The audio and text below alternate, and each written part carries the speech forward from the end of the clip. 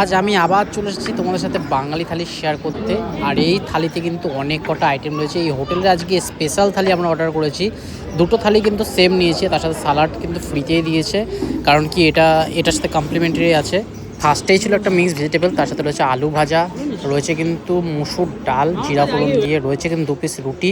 আর আজকে আমি এসেছি শিবম হোটেল, যেটা কিন্তু চন্দননগর ঠিক ওল্ড দিল্লি রোডের একদমই পাশে। বহুত বড় জায়গা নিয়ে কিন্তু এটা রয়েছে। এদের কিন্তু এসি আউটলেটও রয়েছে, আর হচ্ছে এরকম ওপেন স্পেস, এখানে প্রচুর লোক বসে খেতে পারবে। এখানে একটা পুঁই শাক দিয়েছে, পুঁই শাকের তরকারি কিন্তু অনেক দিন পর খাচ্ছি, বাড়িতে খাওয়া হয় না, সেই জন্য কিন্তু এইসব থালির উপভোগ করতে আমি চলে আসি এরকম ভালো ভালো রেস্টুরেন্টে, যেখানে সস্তায় খাওয়া দাওয়া করা যায়। আর স্পেশাল থালিতে কিন্তু রাইসের কোয়ালিটি আর কোয়ান্টিটি কিন্তু দুর্দান্ত।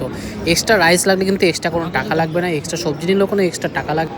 আজ আমি থালিতে কিন্তু এক্সট্রা অ্যাড অন করেছি ভোলা মাছের ঝাল, যেটা সর্ষে দিয়ে করেছে, খুব সুন্দর বলে হয় এখানকার একদম স্পেশাল আইটেম। অনেকদিন ধরে মাটন চিকেন অনেক খাওয়া হচ্ছে, একটু মাছের ভ্যারাইটিও কিন্তু খেতে বেশ ভালো লাগে। আর অনেকে কমেন্টেও বলে একটু মাছের ভ্যারাইটি দেখাও, সেই জন্য মাছের ভ্যারাইটি নিয়ে আমি চলে এসেছি। আর এখানে হচ্ছে আলু পটলের তরকারি। আলু পটলের তরকারি সত্যি বলতে বিয়েবাড়ির মতো কীভাবে রসি বানিয়েছে জানা নেই, তবে খাওয়ার কোয়ালিটি কিন্তু দুর্দান্ত এখানকার। এখানে যেহেতু আমরা স্পেশাল থালি নিয়েছি, সেজন্য ঝুরঝুরে বাসমতি চালের রাইস দেওয়া হয়েছে। আর তোমরা যদি এখানে এসে নর্মাল থালি খাও, নর্মাল থালি কিন্তু ঝুরঝুরে বাসমতি রাইস থাকবে না, মিনিকেট চালের রাইস থাকবে।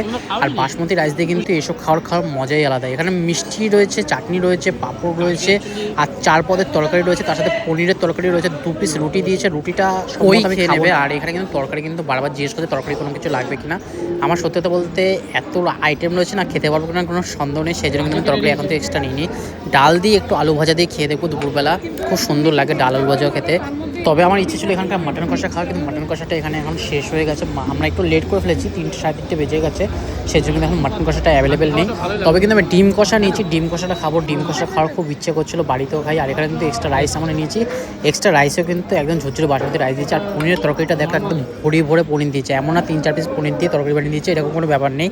প্রচুর পরিমাণে পনির রয়েছে দেখতে পাচ্ছি। তবে আমার পনিরটা একটু ভাজা হলে বেশি ভালো লাগে, এটা কিন্তু কাঁচা পনির টাইপেরই দিচ্ছে, অত একটা ভাজা নেই, দেখতেই পাচ্ছ একদম সাদা, কিন্তু তরকারিটা হেভি সুন্দরভাবে কিন্তু বানিয়েছে।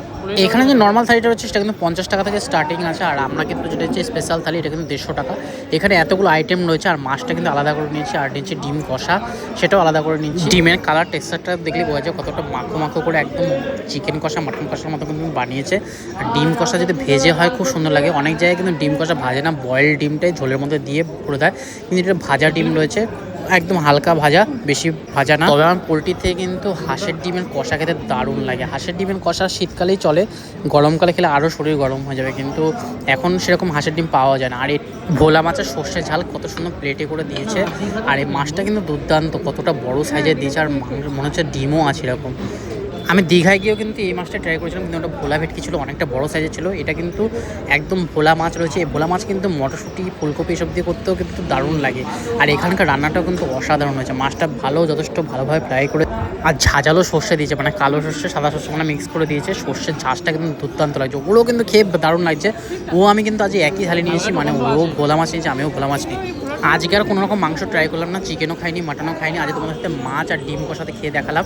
কেমন লাগলো যে ভিডিওটা অবশ্যই কিন্তু কমেন্ট বক্সে জানিও, আর ভালো লাগলে অবশ্যই কিন্তু লাইক শেয়ার করো, যাতে সবাই কিন্তু এই হোটেলে এসে খাওয়া দাওয়া করতে পারে। দুর্দান্ত খাওয়া দাওয়া, এটা কিন্তু 24 ঘন্টা ওপেন থাকে, আর প্রচুর স্টাফ রয়েছে। আর এখানকার যে রসগোল্লাটা দিচ্ছে, রসগোল্লা কিন্তু যথেষ্ট বড় সাইজের একটা রসগোল্লা।